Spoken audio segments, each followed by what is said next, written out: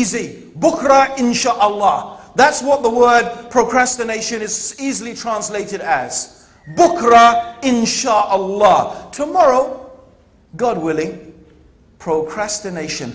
I'll leave it till later. I will do that later. I'll do that at another time. Procrastination is destruction. It is a deception of shaitan. Act on your knowledge. Don't procrastinate. Don't leave it to say your prayers. Don't leave it to approach Allah and get closer to Allah. Don't leave it to get that obligatory knowledge that you have. No. Act on your knowledge, brothers and sisters. And this is how we found the Sahaba. This is how we found the companions of the Prophet. There is a narration, I don't remember the names of the companions involved, but one of them, there is a battle, a jihad taking place, a battle. And one of the companions asks another of the companion, oh such and such, is it true that the Prophet ﷺ said that if I die fighting in the path of Allah, I will go to paradise? He says, yes, that is true. I heard the Prophet ﷺ say that. So he was eating some dates, he threw them away, and he went and fought and died. SubhanAllah, benefits in this small narration. First of all, he had some idea that there was a saying of the Prophet ﷺ. But you know what he wanted to do? He wanted to authenticate it. He wanted to make sure that this really was from the messenger. Let me see, did Muhammad ﷺ really say this? Is this really from the deen? And once he found out and once he realized, yes, this is from the deen, what did he do? He went and acted on it. He didn't procrastinate. He didn't sit there saying, oh yes, thank you, that's very interesting. Now let me see what else I can do. Now, and a lot of people are like that, brothers and sisters. People want to come and ask me questions. And as I was giving this talk, it came to my mind, and I'm not going to mention anyone specifically, but people come and ask me questions. Oh brother, do you think such and this and that is in my life? Do you think I should happen? Do you think I should do this, or what do you think I should do? Now some things, it's a matter of ijtihad, it's a matter of interpretation. In fact, very often people know their own situation better than I could ever know it. But sometimes there is a clear Sharia ruling that no, this is haram. This is forbidden.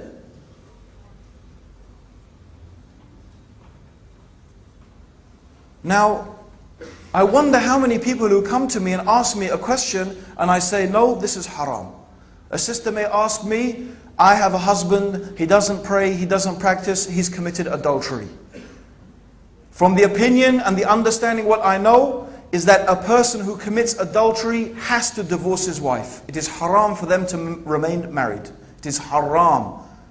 Has to divorce his wife. So now you've asked a question, you got the answer, now act on it. Do I have to wear hijab? The proof is this and this. Do I have to grow my beard? The proof is this and this. Act on it. Don't procrastinate. Because if you leave it, you'll leave it, and believe me, it'll get harder and harder to do it. Anyone ever did anyone ever do any high diving? Did anyone? No. Okay. Well, I used to do high diving. When I was young, I used to do high diving. And they used to have this board, I don't know how high it was high. Maybe, I don't know, 20 meters. It was very high. And we used to, me and my brother and my friends, there were actually 3 boards. There was a little bouncy board, that was easy, bouncy, bouncy, splosh, okay? Then you had the other one, okay? That was about, maybe that was a 5 meter, 12 meter board, I don't remember. And that had a bouncy board on it as well. It was very easy just to jump off the concrete bit. If you had a bit more guts, you'd bounce off the bouncy bit, okay? But then the other board, boy, that was high. That was high up.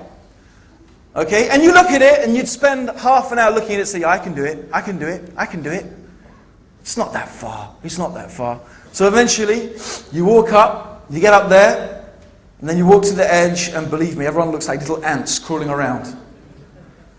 And then not only do you look down on the pool, because the pool is clear, you look down to the bottom of the pool, which of course is another 10 meters, right? And suddenly you think you're up in space. And you're thinking, if I move this way or that way, my back is going to split open, it's going to hurt for a week. And believe me, the more you look and the longer you look, the harder it gets. And the time you usually do it is when you walk up, you know what you have to do. You walk up, you stand on the edge, you look up, and you just jump. Well, you don't jump, actually. You let yourself fall and you dive. That's when you'll do it. But when you procrastinate, most of the time, you'll chicken out. And you know what? Everyone is looking at you. They're all looking at you. Is he going to jump? He's gone up. They're seeing, everyone's going, is he going to do it? And then you chicken out and you walk down, everyone goes, oh, like that. And you have to take the embarrassment of walking all the way back down and bouncing off the bouncy board. In fact, even when you chicken out of the top one, you don't even have the guts anymore to do the second one. You have to go back to the little bouncy board on the bottom. Really? And it's true. And that's true for a lot of things. A lot of actions. And that's what happens when we procrastinate. Sure, sometimes you think about it, you calculate it, and you still do it. But most of the time, it doesn't work like that. So actions is what we need. Actions which are sincere, and actions that are based on knowledge, that are based on a clear understanding of the Sharia. Now there's one final thing I want to talk about.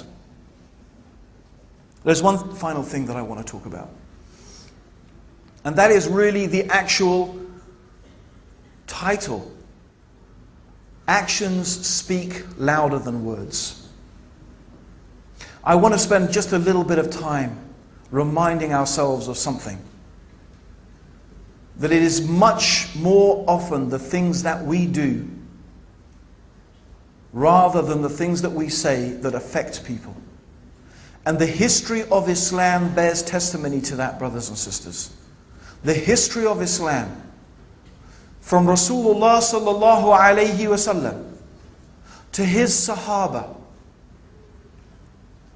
to those people who spread Islam, our pious predecessors who spread Islam across the face of this earth. And it still holds true today. We find that actions speak louder than words. Remember the incident? We all know the story of the Jewish woman who used to throw rubbish on the Prophet ﷺ when he lived in Mecca. We all know that story. How the Prophet ﷺ, every day he went out of his house, she would wait for him and throw rubbish and throw rubbish. One day Rasulullah ﷺ walks out of his house, goes down. Wait a minute, I didn't get my usual delivery today. I mean, that's not what he thought, but something like that, because he didn't get thrown with rubbish. But this is Rasulullah sallallahu alaihi wasallam. What did he think? Now I know what we would think: dirty Yahudi, kafir, dog, khabith. Huh? I hope she's dead. It's us, yeah. Huh?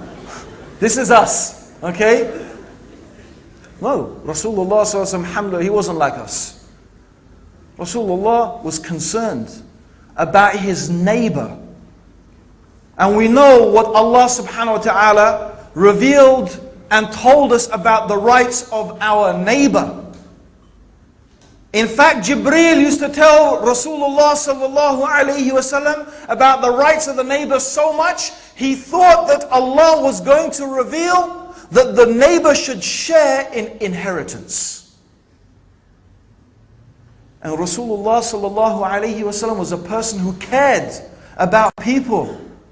Even his enemies, he cared about them. And he loved and desired and hoped and prayed that they would be guided to Islam.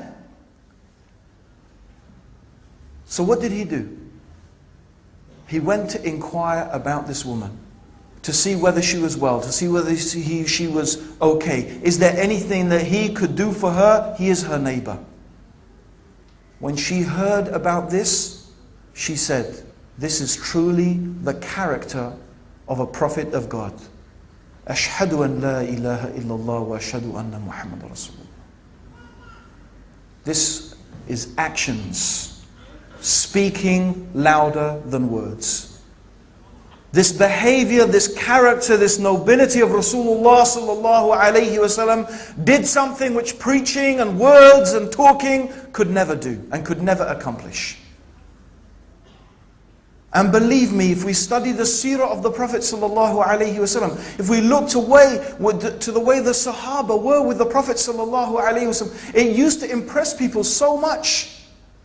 One man said, I've been to the court of Caesar, and I've been to the court of the Persian emperor. I have seen rulers, but I have never seen people respect someone as Rasulullah sallallahu alaihi wasallam was respected by his companions. And this moved him and impressed him so much. And the generosity of Rasulullah sallallahu alaihi wasallam was overwhelming. He used to give and give and give. He used to give as if there was no such thing as poverty. He would give as if there was no such thing as poverty. One day a man came to the Prophet sallallahu alaihi wasallam and asked the Prophet for something. The Prophet said to him, you see this valley of sheep? There was a whole hillside filled with sheep. He said, it's all yours, take it. The man went back to his people. He said, oh my people, embrace Islam. Because Muhammad gives, and Muhammad gives as if there is no poverty. Actions speak louder than words. We see how Muslims showed the example of justice. There is the famous story how Amr, the general who opened Egypt, struck an Egyptian Copt with his whip. Because he was in the way, he's riding on his horse, and he's just a Christian. He whipped him out of the way. But this man, he knew and heard about the justice of Umar. So he traveled from Egypt to Mecca to seek an audience with Amir al-Mu'mineen, and he himself stood in front of Umar. Subhanallah. An Egyptian peasant standing in front of the ruler of the whole of the Muslims and complained to him about his treatment of his general. And Amr happened to be there at the time, making tawaf. And Umar ibn al-Khattab called him. He said to him, is it true what this man says? Amr looked at him, yes, it's true, so what? Umar took his stick, he gave it to this Egyptian Christian. He said, hit him as he hit you. The man said, no, Amir al-Mu'mineen. Ashhadu an la ilaha illallah wa ashhadu anna Muhammad Rasulullah. Actions speak louder than words, brothers and sisters.